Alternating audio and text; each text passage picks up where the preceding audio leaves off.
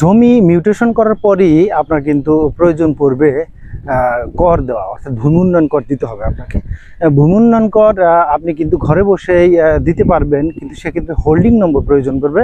এই হোল্ডিং নম্বরটিও আপনি ঘরে বসেই পেতে পারেন। সেক্ষেত্রে আপনাকে এলডি ট্যাক্সে নাগরিক অপশনে গিয়ে রেজিস্ট্রেশন করতে হবে। রেজিস্ট্রেশন করে আপনারা মোবাইল নম্বর এনআইডি দিয়ে রেজিস্ট্রেশন করবেন, কিছু তথ্য চলে আসবে, আর আরও কিছু তথ্য আপনাকে এন্ট্রি করে প্রোফাইলটা কমপ্লিট করতে হবে। প্রোফাইল কমপ্লিটের পরে আপনি খতিয়ান অপশনে গিয়ে আপনার যে নতুন খতিয়ান বা সর্বশেষ খতিয়ানটি আছে সেই তথ্যগুলো এন্ট্রি দেবেন এবং এই খতিয়ানের ছবিটি আপলোড করে দেবেন। আপলোড করার পরে সংশ্লিষ্ট ভূমি অফিস সেটি যাচাই বাছাই করে দেখে আপনাকে হোল্ডিং নম্বর দেবে এবং হোল্ডিং নম্বর দিয়ে আপনার যে ভূমি উন্নয়ন কর কত টাকা আসে সেটিও কিন্তু সেখানে নির্ধারণ করে দেবে।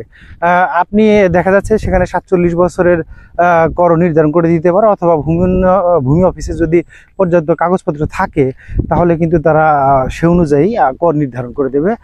দেখা যাচ্ছে যে আপনার 47 বছরের কর যদি নির্ধারণ করে দেয়, পরবর্তী ধাপে গিয়ে আপনার কাছে যদি কোনো ভূমিকর পরিশোধের স্লিপ থাকে পূর্ববর্তী মালিকের অথবা আপনার যে বর্তমান মালিকের যদি থাকে, তাহলে সেই ভূমি উন্নয়ন কর রসিদ আপনি আপলোড করে দেবেন।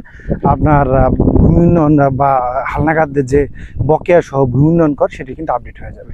তো এইভাবে আপনি খুব সহজেই অনলাইনে এন্ট্রি আবেদন করে বা অনলাইনে তথ্য এন্ট্রির মাধ্যমে কিন্তু হোল্ডিং নম্বর পেতে পারেন এবং বকেয়া ভূমি উন্নয়ন করের পরিমাণও আপনি সেখানে পেয়ে যেতে পারেন।